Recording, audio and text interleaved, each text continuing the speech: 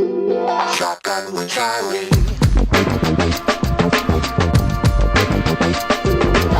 Riding shotgun refers to the practice of sitting next to the driver in a moving vehicle. The term riding shotgun came around after the time of the stagecoach, when somebody used to sit next to the driver holding a shotgun, in case they ran into bandits.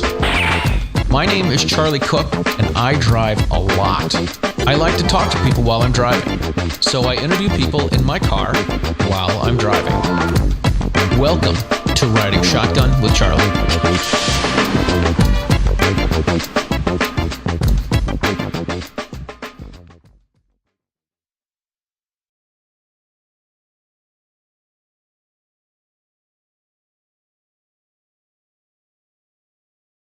Ladies and gentlemen, welcome to this episode of Riding Shotgun with Charlie.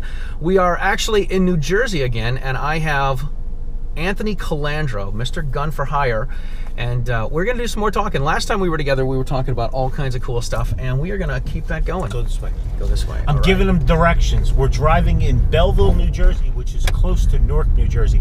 I should bring them to the middle of Newark and bail out of the car, but I'm not. I'm going to treat them nice today. I appreciate that. You know, You're very welcome. Since I'm in New Jersey and I can't bring any of my guns. Can't bring anything in New Jersey. Oh. New Jersey is where fun comes to be taxed and murdered. Oh my gosh! Well, Make it right. All right. All that I have with me is my cool Smith & Wesson tactical pen. I got a tactical pen too, so we're going to write our way out of trouble if we get pulled over. Right. Yes. Hey, speaking of getting pulled over, what do you tell your people? This is obviously a hot topic with the situation up in St. Paul. If they have a gun on them? Yes, if they have a gun on them. If they have a gun on them, I tell them, shut the car off. Yep. All four windows down. Take the keys out of the ignition so the police straight. The police don't think you're going to start the car, grab their arm, and take them for a ride, which happens a lot. Yeah. Yes. And again, all four windows down, hands on the steering wheel. When the police come, I got this from my master, Masada. When you hand the police your driver's license, you should hand them your concealed carry permit as well. Gotcha. Now, I've seen the video with Masada Yub and Tom Gresham. Yes. Is New Jersey, in New Jersey, do you have to tell the police when you're pulled over? You do not have to tell the police if you're pulled over, but here's a little jewel for you. There's 8.8 million people in New Jersey, and there is only 900 concealed carry permits. Gotcha. So there's... Yeah, so you got a better chance of pulling over a unicorn than pulling over someone with a concealed carry permit. Gotcha. Well, what I tell people is, in Massachusetts, is a don't ask, don't tell state. So if they don't ask you, you don't have to tell them. Very nice. And what I say is, don't ask, don't tell. If they ask you, then you say, I have a license to carry, and I am currently doing so. How would you like me to proceed? Very good advice. Because it tells the police that you've got your good guy license, and you've got a gun on you, and nobody wants to get shot. Perfect. And that's what I tell people. I've noticed this, that there are a lot of police officers that aren't gun people. No. And you say all the time, and I may have told this once or twice. You're more than welcome to. If you're involved in a shooting with the police, stand in front of them. Yeah, because they're not going to hit you. Exactly. The percentage is less than 5%. I'm going to say it's 2%. I'm being nice. You can make it right at the light.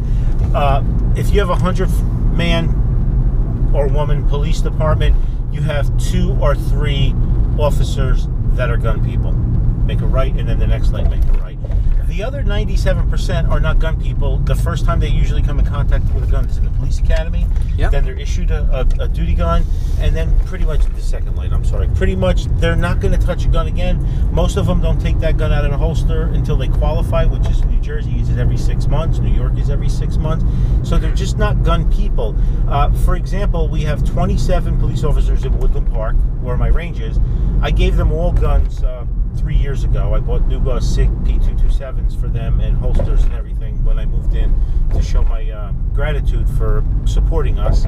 And what happened was we gave all the police officers what we call a blue membership for the range. They all have free membership to the range. They can come anytime they want to shoot. Now their lieutenant in the town will give them free ammo to take to the range anytime they want to shoot. Other than using my range to qualify every 6 months, we go right here. Maybe we've had 3 cops come in twice each in 3 years to use the range membership. It's not encouraging, and what most people don't know is not only are there cops that are gun people, and a lot of them aren't gun people, is they don't realize that they only shoot once or twice a year. Yeah, twice a year, and that's a problem. We're going to take we're leaving Newark now. We're going to go straight to the end and make a left. So yeah, and then you got to remember something, cops. It's stress fire situation. They answer a call. They don't know what they're up against. You're handling it as nonchalant, or you have an attitude. Oh, what's this guy pulling me over? What you don't realize is your car or you could fit the description of an armed robbery or a shooting that happened 6 minutes ago. You just happen to be in the wrong place at the wrong time. So that cop is approaching you in a much different mindset than you're handling him. I never, I'm a big guy. I don't dig in my wallet. I don't look in the console. I don't look in my glove box while the cop is parked behind me, because it looks like I'm either trying to hide something or I'm trying to find something. The last time I got pulled over, all 4 windows down, ignition off, keys out, hands on the steering wheel. The cop approached from the passenger side. He puts the flashlight in the car. He goes, "How you doing tonight?" I said, "Good, officer. How are you?" He goes, "Have you been drinking?" I said, "No, I don't drink." He goes, "I would have smelt it anyway." He goes, "License, registration, insurance." I said, "Well, my license is in my left front pocket. My registration is in the glove box. You tell me what I should do first." He says, "Open the glove box." He puts the flashlight right on the glove box. I open it up, take it out. I said, "Now I want to get my license out of my pocket." He goes, "Go ahead." I got my license out of my pocket. I handed him everything. He looked at it. He didn't even go back to his car to run anything. He said, "Have a good night, be safe." I didn't even ask him why I was pulled over. Wow. Okay, I know why I was pulled over, because I was looking at my phone and I jerked out of the lane a little bit, so it looked like maybe I was driving erratic. And he hit me with the floodlights and takedown lights, and I pulled over. But again, my keys were in the console.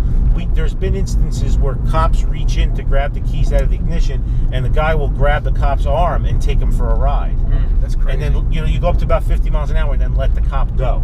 Wow. Yes, so they're if a cop sees you do that, and a lot of us have blacked out windows in our car. You saw the gunfire vehicles; they're all blacked out. Take a left. They're all the windows are blacked out. You don't want a cop to walk up. I don't care if it's 10 below zero. I don't care if it's 110 and humid out. Open all 4 windows. Right. They will feel much more relaxed. They will see that you're a good guy right from the start, and you won't have a problem. That's cool. What else do I tell people? Now I'm being an NRA instructor and having gotten into this through the NRA and being a Joe Armed citizen, I don't call guns weapons. I call them really cool paper punches. And I was pulled over, I don't know, 6 or 7 years ago, I guess it was. And he must have seen my NRA sticker, because a cop came up to me and said, "Do you have any guns in the car?" And my answer was no, I didn't have any guns in the car. Gave him asked for a license and registration. I gave it to him. I got a ticket for $100. I started to realize, if he would have asked me if I had any weapons in the car, I'm like, I keep the leg of a bar stool. I got some metal pens in here. I got a couple of knives. I got some aerosol hairspray and a Bic lighter. So anyone that was in Boy Scouts knows that's a flamethrower. Sure. So do I have any weapons in the car? You're damn right I do. Do I have a gun in the car? No, I don't. I was going to Acadia State Park hiking last year. Got pulled over by a Connecticut state trooper in the Tahoe for doing like 80 and a 65. And Connecticut sucks. Yeah, I shut off the car, did the whole drill. He approached the passenger seat. He said, "Why were you going fast?" I said, "Because I'm a jerk, because I was just going fast." I'm not going to lie to him. He radared me. He comes back and he says, "So why were you not wearing a seatbelt on my highway?" And my first response, "I was wearing it." And then I realized what he was doing. He had given me a $45 ticket for no seatbelt, as opposed to a $200 with points ticket for speeding. And I think it was because the way I treated him. And also I tell people, I'm 55 years old. When I get pulled over by a 24-year-old cop, male or female, I don't give them that swagger. Well, what up, you punk, or what the F you pulling me over for? I call them officer, sir, or miss, and I'm just as respectful, because they're out there doing their job. Just because I'm 55 years old and I own a gun range, I can't I can't walk all over somebody. It's not going to end well. So I'd rather be respectful. I don't offer extra information. If they ask me where I'm coming from, I'll tell them or something, but I don't offer any extra information. And we have students too. They're like, if I'm on the way to the range and I get pulled over by a cop, do I have to tell them I've had guns in the trunk? I said, "How many times have you been pulled over?" So I've been pulled over 2 times already in my lifetime. Has a cop ever asked you if you had weapons in the trunk or anything? They're like, "No." Then it's not. If it comes up, if you want, you can say it. But no, you don't have to say it. And if you're coming to and from the range, you don't have to tell them you're coming to and from the range. You're coming from a diner or something. They don't have to know. So depends on how you want to handle the situation. Right. See, in Massachusetts, we have a license to carry, but Massachusetts is a shall issue state. So if the chief of police doesn't want you to carry, he asks you why you want your license, and he'll give it to you. If he doesn't want you to carry, he'll give it to you for sport or for hunting or for target shooting or for employment. The buzzwords we have are either all lawful purposes or restrictions none. So if he's given you a license for target shooting or for sports shooting, you can carry the gun back and forth to the range. But if you stop at the grocery store, then now you're breaking the law. And this is really interesting too. This is fun Massachusetts stuff. My line is, when I talk about the stupid gun laws in Massachusetts, I always say, "Welcome to the Commonwealth." So I'll tell people, I say, you can keep the gun in your car as long as the car is locked and you're not in it, the windows are up and the roof is up. Your car's a lock secure container. But as soon as you open the car and get in it, it's not a lock secure container. Okay. So the gun has to be either in your direct control, and the law doesn't say what in your direct control means, or it's got to be unloaded and locked in a secure container. Gotcha. See, New Jersey, we mostly focus with people with less than lethal. We can't have stun guns in New Jersey. Can you have them in Mass?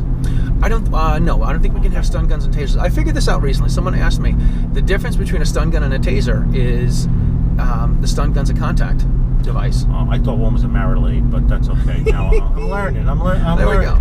You're going to make a right under the overpass right there. Get back on tree, as we say in New Jersey. Right. We say root tree, not tree, like the tree of us.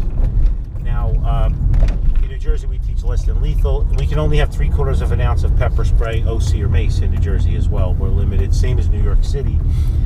So most of our training is centered around home defense. Mm-hmm. So because we can't carry, so we have a holster draw class at the range, but that's for people who want to draw from a holster at the range. Yeah. So we want somebody to be qualified to draw from a holster before we allow them to draw from a holster at a range, so they don't shoot themselves in the hip or the arse.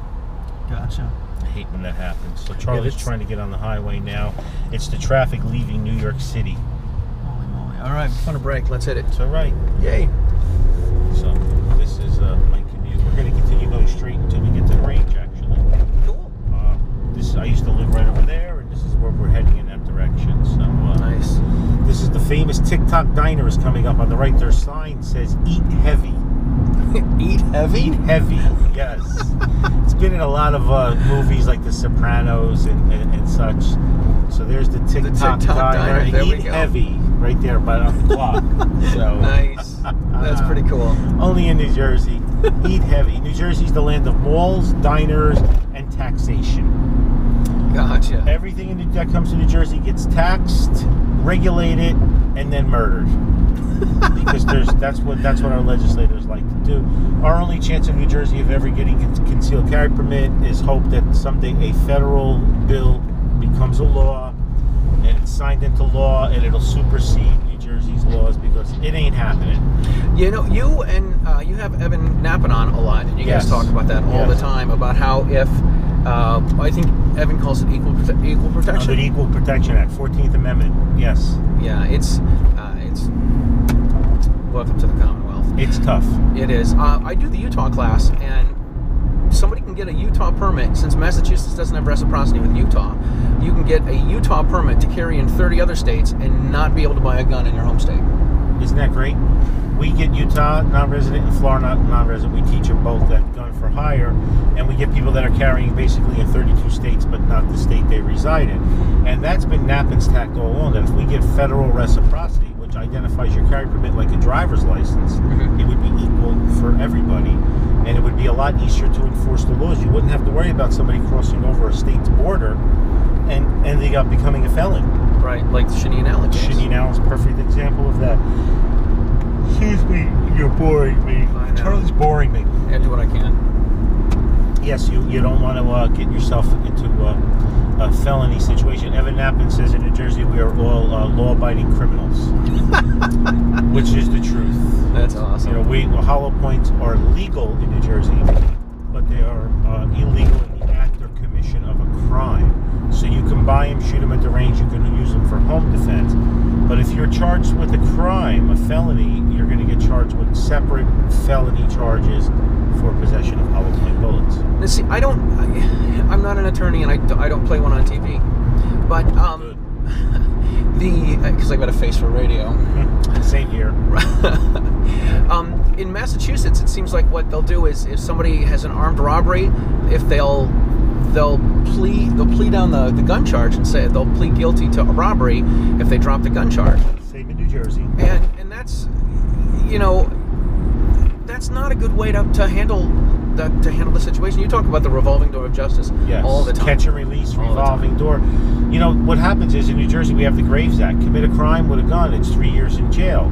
Well, if you're a law-abiding citizen, you have nothing to plead down. Yep. But a felon, like Charlie said it right, felon will have his defense attorney, that we pay for, by the way, public defender, go to a prosecutor and say, listen, my client will plead to assault and battery if you drop the gun charge. Okay, they drop the gun charge, they get 6 months time served, and they're back on the street again, committing crimes and mayhem all over again, raping and pillaging like drunken pirates. Listen, you need to go easy on the pirates, man. They make the rest of us look bad. Unbelievable. That's what we deal with in the state of New Jersey. So, New Jersey has tough laws, and our legislators are crazy. And if it was up to them, they would ban guns completely. We have the smart gun technology law in the books that once smart guns get sold retail in the state of New Jersey, it starts a time clock that within 3 years only smart guns can be sold in New Jersey. So no one will sell smart guns. That's crazy. Here's my take on smart guns. One, when you look at pictures of the military and the police, guess what those guys wear? Gloves. So correct. They're not going to use that smart gun technology. Second thing I tell people is I have an iPhone 5S, and it's got the fingerprint reader. I've had it for almost 2 years, and for about the first 6 months, the fingerprint reader worked.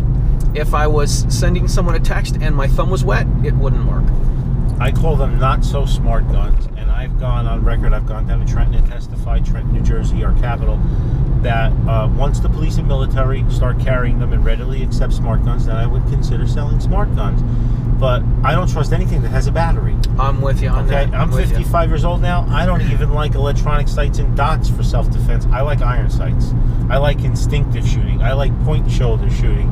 Because if I'm temporarily blinded, I want to still be able to shoot a gun. I don't want to rely on anything that has to be turned on and off. I don't want to rely on anything that can be hacked. Mm-hmm. Okay? You see, that's the other thing. I've watched enough television to know what an EMP is, and that just shuts everything down that's electronic. Electromagnetic pulse, and now our guns are paperweights. You got it. Now they're cool bludgeoning tools. So I think, we should let the market dictate it. Let it go into free market. Let's let somebody design one. You know what? I would bring one into my range. I have 150 guns for rent.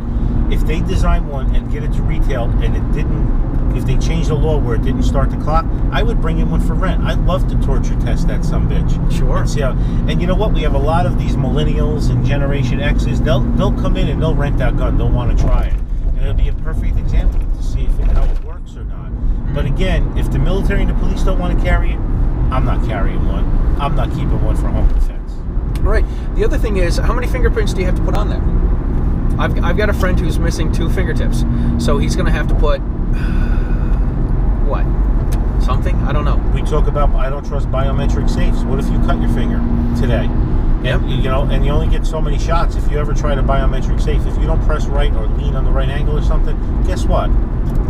Shuts down. It's not going to open. Some of those, after 3 or 4 or 5 tries, they lock out, and then you need the key. Yep. So now you better be able to rip the safe out of the wall and throw it at the perpetrator. Great. So I don't trust anything with a battery. I'm sorry. Yep. I was talking to a friend of mine, and she was saying she's got a couple of young kids, and she's unsure about having a gun and everything like that. So I said, they get the fingerprint readers. Those would be okay. And she's like, well, maybe. So then the next day we were talking about it again, and she overheard me tell somebody that I didn't trust those. And she's like, I thought you said those were good. I'm like, yeah, those are good for you. They're not good for me. I'm not going to trust that. No way. I don't blame you. Nope, I'm not ready for it. And we're going to get off this exit. Yep. I've seen, this is the range on the right side. I've seen rings, where you wear a certain ring. So now, you have to wear a ring on both hands. What if your wife doesn't wear the same ring and you get injured and you have to hand her the gun? It just leaves too much up. That old thing, kiss, keep it simple, stupid. Yeah. I'm a firm believer. I like a revolver. It's got one switch that does everything. Yeah. That's why I like striker-fired guns, because I'm not a big fan under stress when you lose your fine motor functions and your fight or flight reflexes kick in. I'm not a big fan of decockers and manipulative safeties and everything. I'm not even a big fan of a semi-auto for home defense, because you can limp wrist a gun and you can induce a stovepipe or a failure to feed. Yep. I'm a big advocate of revolvers. Now, we get a lot of elderly people that come in and they can't rack the slide. If you can't rack the slide on a 9mm Glock, then you can't have a semi-auto. Right. So you have to have a revolver. So I'm again, the younger guys that are listening to this go, oh yeah, but you don't have the capacity. Okay, but if you have 17 rounds in a gun and you get a jam, or you can't rack the slide to reload it, what good is it? I'd rather have, you can buy Smith & Wesson's, the plus guns have 7-round chambers. Taurus has an 8-rounder, I think. Right. I'm not a big fan of Taurus, but they have an 8-rounder. So give me a 7-round revolver for home defense. I'll take it every day. And you and I were discussing, I prefer 5-shot revolver to carry all the time. It's idiot proof. I can put it anywhere. I don't have to worry about the safety. I don't have to worry about anything. Absolutely. I have on my 637, it has the lock on it. I can't remember if it's the trigger lock or the hammer lock, whatever it is. It got stuck one time. Yeah, I'm not a big fan of those either. Yeah, so I sent it back to Smith & Wesson. I had them fix it, and I never put it back on. I'm not a big fan. You can drive straight if you want, or wherever I don't know how much time you have left before you get rid of me. I don't have to get ready to go to home. My Taj Mahal is going to be there soon. That's going to be awesome. We just passed the gun for higher range, which is expanding a little bit. That's totally cool. The other thing about revolvers is, you get the 5 for sure. 5 for sure. Big fan. What I do is I carry 3 or 4 knives, and mostly the knife I carry is for opening up the door to my car to get to the gas tank. But I carry 2 extra speed strips with 4 rounds in each. Speed strips. Yep, I got those, and I got this from reading Grant Cunningham's book. Great book. I put there's a tab on one end, and then it holds 6, and I leave the tab on the opposite end open, and I leave the one in the middle open, because it only gives me 4 rounds, and I carry 2 of those, and it still takes the same amount of time and still same amount of energy to load 1 as it would if I loaded 2. So I only carry 4 instead of 5, and doesn't matter how I grab it, I can still put 2 rounds in. Nice. I quoted Grant Cunningham's book for an article I did for the Armed Citizens Legal Defense Fund many moons ago, and he actually sent me a thank you note. A handwritten thank you note, which That's pretty I thought was really cool. Not an email or anything, old school. But I'm a student of Masad Ayub, and I carried 6 and 6 in my Bianchi speed strips with my 5-shotter in case I drop one on the ground.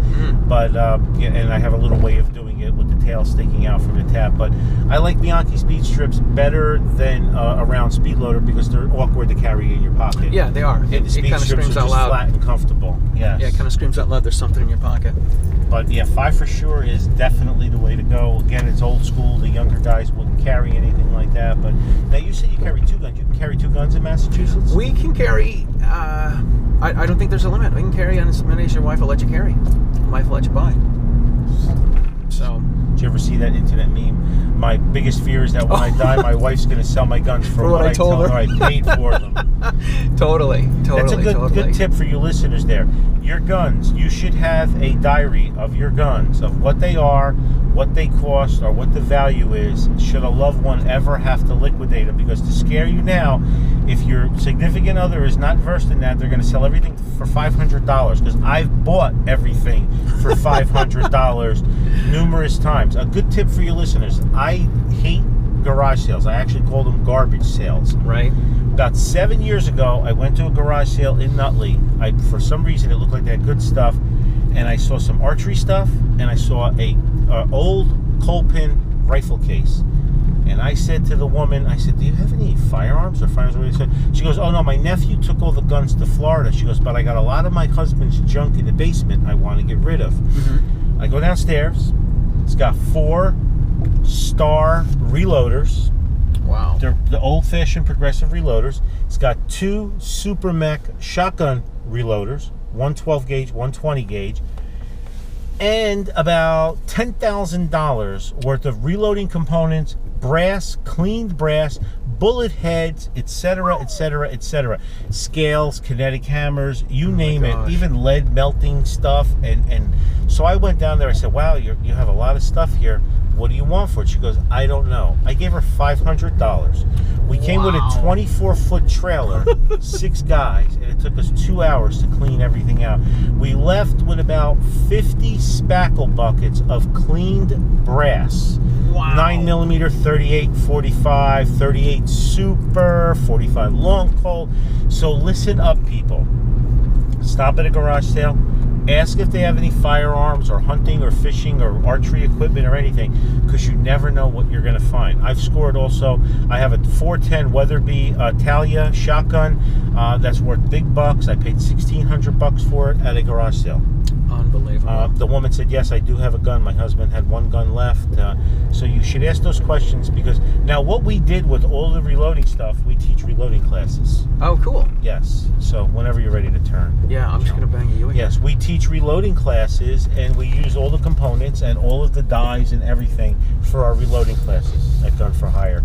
But I scored big time with just by asking one simple question. That's easy. She gave us she was afraid of everything, all the powders he had. Sure. You know, he had tons of powder in cabinets, and we just took everything. And some of it was garbage or whatever, but we wanted to make her feel good. We told her we were going to be using it to teach people, so she felt really good about that. Right. And so that's something you all should be asking those questions. Stop at those garage sales from now on. You'll do better than a flea market or something, because people know what they have at those things, you know. And not that I want to rip anybody off, but there's people like, listen, this is farm. My husband used to go down there 3 nights a week, she told me, and make his bullets. I don't know what's down there. Right. But she was afraid. And I went down there, and it was pretty organized, and we took it all. That's cool. We did her a favor. I don't know if you heard this story, but I guess there's 2 stories real quick. One of them was a gun buyback program in Connecticut, and some woman turned over some Sturmgewehr or something that her husband had. Yes. And he told her, he says, you know what, go take it to somebody else, because it was worth it's like 70 grand, I think. Yeah, something crazy. German machine gun. World War II. Yep. And then there was something similar happened in Los Angeles, and they just gave her a $25 gift card for it, and I'm sure the police officer that picked it up probably treated himself to something nice. They fired 2 Newark cops at a gun buyback program, a captain and a sergeant, because they had a suspicion they were doing that, and they baited them with a Luger. Wow. And they didn't destroy it. They took it to sell it on the open market, and they lost their jobs. But wow. I have my friend Charlie Padula, who's the Belleville cop who introduced me to shooting. He was a cop for 30 years, and he participated as a desk sergeant, and people would come in and turn guns in buybacks, and he literally would cry, because he didn't want to lose his job by risk taking the gun. Sure. But he saw M1 Garands and M1As and Tommy guns and everything go off to the smelter. So that's crazy. Like Sandy says on Gunfire Radio, we're destroying our history and our culture. Oh, absolutely. By doing that with a gun buyback program. I had a guy take a Utah class from me one time who owned a junkyard, and he said the Massachusetts State Police would go to him, and there's a certain way they had to cut the guns to make sure that they were destroyed and they couldn't be used again or purchased or sold or read anything else. And he said it was killer, because it was a lot of cool old antique stuff. That would kill me. We get people that come into the range now with old guns, and what my philosophy is, we look them up in the blue book and we give them a fair value, because I don't want to rip anybody off, because I'm in a retail business, and I want, I don't need a little old lady going bad-mouthing me in a town that I give her $25 for a $7,000 gun. Right. If it's something we want, we'll show the blue book value, and we'll make an offer and see if they want to take it, and we'll do it. But I want to be fair with everybody. It happens on occasion. We'll get guns that come in. Yeah. And then we also get calls by the prosecutor's offices to come and get guns that were seized domestic violence, crimes, or something like that, where the judge rules that the gentleman or the woman can't have the guns back anymore. They need to be sold at fair market value. So we'll appraise the guns and we'll make an offer. And if the person who lost the guns accept the offer, we'll end up buying the entire collection, which could be anything from 1 guns to, we've had a collection once we bought 270 guns. Wow. Yes. So that happens too. Yes. A part of your store's it's not a retail store, is it? No, we have a gun store next door that rents space from us. We're just a range and a club, but we have an FFL, so if someone that's part of our family, a customer brings in guns, we'll gladly buy them. Gotcha. And then what we'll do is, as the owner, we get right to first refusal, and then we'll offer the guns to our staff in an email for a good price, and then after that, we'll offer them to our customers, and then whatever's left will go on gun broker or we'll trade or whatever. So gotcha. Cool. Yeah, I'm OCD. I don't like any stragglers hanging around. I want to get rid of everything. Right. It makes it a lot easier when the ATF and the state police come in and do the audits too. Our books are clean. Yeah. To the point. They look, all our T's are crossed, I's are dotted. Great. Have a nice day, and off we go. Cool. Well, listen, Anthony, we are back at the Woodland Park Range, the home of Gun for Hire, which is the place that you are the founder of. And it is it's a really incredible range. I got to tell you, if you're in the New York City area, you definitely need to come find Anthony and come check it out, because it's a pretty kick-ass range, and he is, despite what everyone says, like Sandy, Anthony's a hell of a guy. Thank you all. Be safe out there.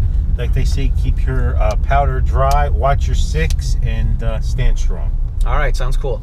Anthony, thank you very much. It's been a pleasure, man. Thank you, Charlie. It was great having you. Thanks a lot. Thanks for watching, listening, and subscribing to Riding Shotgun with Charlie. Check out all the other great shows on the Self-Defense Radio Network. All of your pro-freedom podcasts in one place. You can find them at selfdefenseradio.net.